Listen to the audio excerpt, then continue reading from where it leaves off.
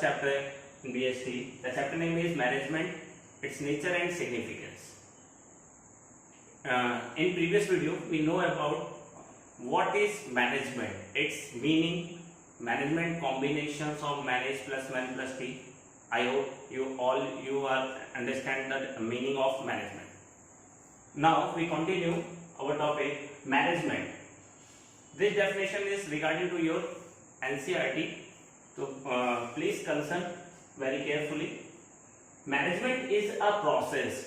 आप सब लोगों को पता है कि मैनेजमेंट होता क्या है। इस डेफिनेशन को हम लोग बात करते हैं कि मैनेजमेंट जो है वो हर जगह है, हर फील्ड में यूनिवर्सल। अभी हम लोग फीचर्स पढ़ेंगे तो वहां पर एक आएगा कि management is a universal concept, यानी हर जगह मैनेजमेंट यूज है। और without management we can't do any work, यानी बिना मैनेजमेंट के हम कोई काम नहीं कर सकते। आपके यहाँ भी कोई फंक्शंस होता है, आपके यहाँ भी सिस्टमैटिक्स जो ऑर्गेनाइजेशंस हैं, स्कूल जैसे आपका स्कूल हो गया या कोई भी ऑर्गेनाइजेशन है, वहाँ कोई भी टास्क अचीव किया जाता है या कोई भी वर्क किया जाता है, उसको मैनेज किया जाता है। कैसे? आपके फादर ने अगर घर भी बनाया तो मैनेज किया जाता है कि हाँ उनके पास कितनी कैपिटल है, कितनी रिक्वायरमेंट ऑफ मनी है, रिसोर्सेज कहाँ से अवेलेबल होंगे, तो हर चीज को मैनेज करके ही उन्होंने ये टास्क अचीव किया। तो मैनेजमेंट ये एक यूनिवर्सल कॉन्सेप्ट है। तो उसी को कंटिन्यू करते हैं definition. Management is a process, ये एक प्रोसेस है of getting things to done, यानी कोई भी चीज, कोई भी टास्क उसको करने के लिए, कंप्लीट करना with the aim of achieving. इसका जो मेन एम होता है वो अचीव करना। किसको अचीव करना? अपने टास्क को, अपने गोल को, अपने ऑब्जेक्टिव्स को।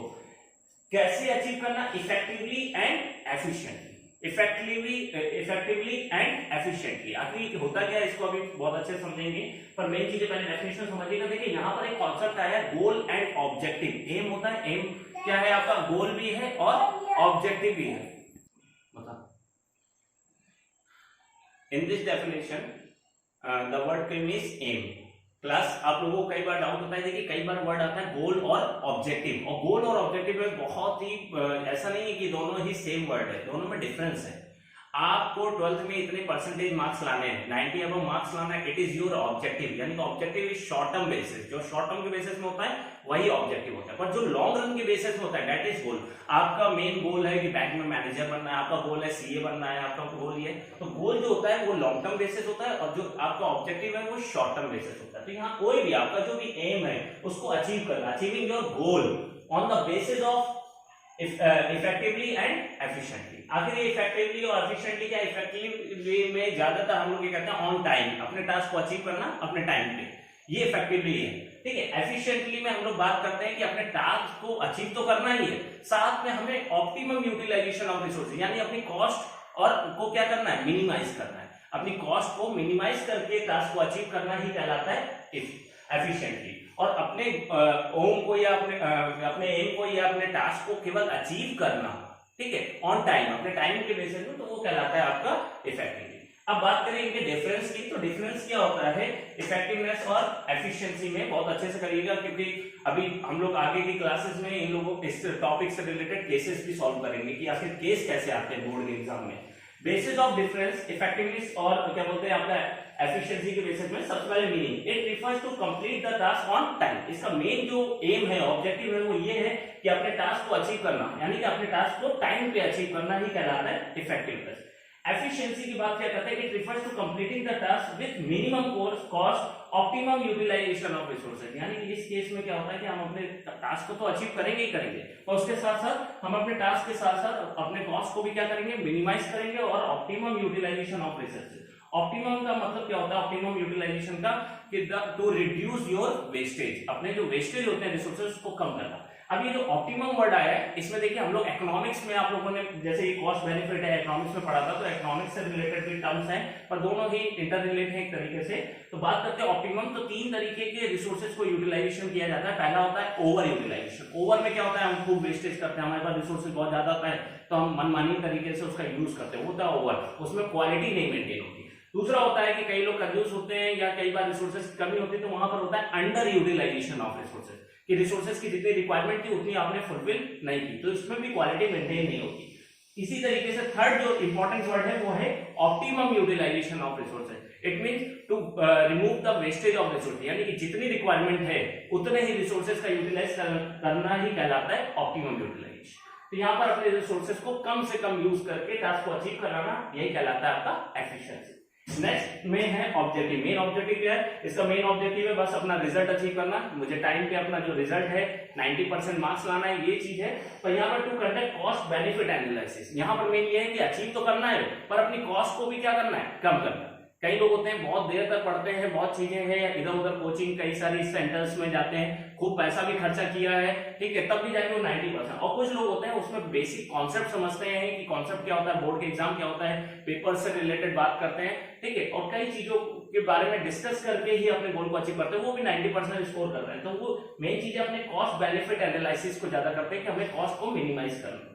थर्ड पॉइंट क्या है, मेन कंसिडरेशन यहाँ पर क्या है कि डूइंग द राइट टास्क। यहाँ पर क्या है, केवल अपने टास्क को राइट वे में अचीव करना। यहाँ क्या हो गया, doing the task in right way, कि राइट वे क्या है। जैसे एग्जांपल में मैं आपको बताता हूँ, main consideration doing the right task का मतलब क्या है कि बस अचीव करना है। किसी भी बच्चा, कोई भी स्टूडेंट आ रहा है, हमें यह है कि इसको पास कराना है, ठीक है, इतने परसेंट स्कोर कराना है, इससे 70% स्कोर कराना है, तो ये 70% स्कोर कराने के लिए बस ये है कि मुझे बस 70% स्कोर करना है। पर यहाँ पर क्या है, यहाँ पर हम लोग उसके राइट वे भी देखेंगे कि हाँ कौन सा राइट वे है। सबसे पहले क्या है कि वो बच्चा कॉन्टिन्यूअस प्री बोर्ड में फेल है, हाफेली में फेल है, तो पहले हम लोग ये कहते हैं कि पहले उस बच्चे को पास कराना सीखें। पास करने के बाद क्या हो गया कि उसके अंदर थोड़ा मोटिवेट करेंगे, एनकरेज करेंगे, ताकि वो आराम से इसको ये सीखे। तो राइट वे केवल अचीव करते हैं। यहाँ पर टास्क होता है बस हमें इतना स्कोर कराना है, वो कैसे कराना है, क्या चीजें, पर यहाँ पर हम एक राइट वे लेते हैं, यहाँ पर हमारी कॉस्ट बेनिफिट क्या हो सके, कम से कम हो सके। तो आई होप आपको ये पूरा टॉपिक क्लियर हो गया होगा। इससे रिलेटेड जो डाउट होगा, तो इससे रिलेटेड जो अभी हम केसेस करेंगे, तो वहां पर इससे जो भी डाउट्स राइज होंगे तो वो मैं आपका पूरा कंसीडर कर दूंगा। अब हम लोग नेक्स्ट टॉपिक पे चलते हैं, ठीक है क्लास।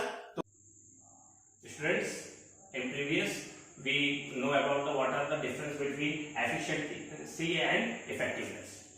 हरदम इसमें हमने जो यानी कि डिफरेंस, लोग सोचते हैं कि इफिशिएंसी और इफेक्टिवनेस में हरदम डिफरेंस होता है। हाँ डिफरेंस होता है, पर ऐसा नहीं, इसमें सिमिलैरिटीज भी है। एक ऑर्गेनाइजेशन के बेसिस पे दोनों में सिमिलैरिटीज भी है। तो आज उस रिलेशंस को हम लोग पढ़ते हैं, relation between efficiency and effectiveness. Effectiveness and efficiency are equally important as being effective means completing the task, but it is not enough to just complete the task, it must be done correctly without any wastage of resources। यानी कि एक organisation के लिए जो पहला relation है वो ये है कि एक ऑर्गेनाइजेशन के लिए केवल इतना नहीं है कि केवल टास्क को अचीव कर देना ही सब कुछ है। एग्रीकल्चर, इंडस्ट्री, डिफरेंट सेक्टर में केवल टास्क को अचीव करना ही इंपॉर्टेंट नहीं है। टास्क के साथ साथ हमें ये भी देखना है कि जो हमारी कॉस्ट है उसको भी हमें मिनिमाइज करना है, हमें रिसोर्सेज का ऑप्टिमम यूटिलाइजेशन करना है। मिनिमम से मिनिमम रिसोर्सेज पे हम अपने टास्क को कैसे अचीव कर सकते हैं और उसकी क्वालिटी मेंटेन हो, ये सबसे इंपॉर्टेंट रोल करता है, प्ले करता है किसी ऑर्गेनाइजेशन के लिए। तो इसलिए इससे ये कंसिडर हुआ कि both are interdependent to each other. जो हमारा नेक्स्ट पॉइंट है वो है both are interdependent each other, यानी कि केवल इफेक्टिवनेस से ही सारी चीज अचीव नहीं होती, एफिशिएंसी से भी अचीव होती है। मेन चीज ये है कि आपके यहाँ भी कई सारे ऑर्गेनाइजेशंस में जो मेंबर्स होते हैं, जो एम्प्लॉय हैं, उनका केवल ये है कि सब लोग वर्क करते हैं, पर उनकी एफिशिएंसी के बेसिस में कि कौन रिसोर्सेज का मिनिमम यूटिलाइजेशन करता है, किसी की डिसीजन की जो लेने की जो पावर है, डिसीजन मेकिंग पावर है, या किसी के पास जो वर्क का टास्क है वो कैसे मिनिमम कॉस्ट पे करता है, इसकी एफिशिएंसी के बेसिस में ही वो क्या कहलाते हैं, उनका ट्रांसफर और प्रमोशन होता है किसी अच्छे एरिया में। ऐसे ही क्लास में भी क्या होता है, बच्चे सब पढ़ रहे हैं, टीचर सारे बच्चों को वही पढ़ा रहे हैं, पर कुछ बच्चे क्यों टॉप करते हैं, कुछ बच्चों के क्यों अबव 90% मार्क्स आते हैं, it depends on is efficiency. वो उनकी एफिशिएंसी पे कि उनको हर चीजें बहुत जल्दी समझ में आ जाती है, वो हर चीज को एक सिस्टमैटिक वे से लिखते हैं। 3 घंटे टाइम सबके पास होता है बोर्ड में एग्जाम करने के लिए, पर कुछ बच्चे उसमें एग्जाम्पल भी लिख देते हैं, कुछ अलग से हेडिंग्स भी लिख देते हैं, कुछ अपनी तरफ से कुछ उसमें पॉइंट्स भी जोड़ देते हैं, कुछ बच्चे जैसा पढ़ा है वैसे ही नोट करते हैं, तभी मार्क्स में बड़ा ही डिफरेंशिएट होता है, सेगमेंट्स डिवाइड हो जाते हैं बहुत सारे। तो अब आप आई होप आपको समझ में आ गया होगा कि बोथ आर इंटरडिपेंडेंट और both are important for any organisation. Next is effectiveness and efficiency together lead to higher profit and prosperity of organization। अगर जब ये दो चीज किसी ऑर्गेनाइजेशन में है तो निश्चित ही वहां का प्रॉफिट भी राइज होगा और साथ साथ उस ऑर्गेनाइजेशन की जो प्रॉस्पेरिटी है, जो वैल्यू है, जो गुडविल है, वो भी क्या होगी, राइज होगी। तो जो ऑर्गेनाइजेशन है, तो ऑर्गेनाइजेशन में ये दोनों पॉइंट होने चाहिए, और ये दोनों पॉइंट कहाँ है, मैनेजमेंट में। तो हम लोगों का जो टॉपिक है वही है कि एक मैनेजमेंट ये नहीं है कि केवल टास्क को अचीव करना, टास्क को मिनिमम कॉस्ट, मिनिमम रिसोर्सेज पे कैसे अचीव करना है, उसकी क्वालिटी वही की वही रहे, ये मैनेजमेंट की सिंपल सी डेफिनेशन। तो हमारा आई होप आपको सब चीज क्लियर हो गया होगा।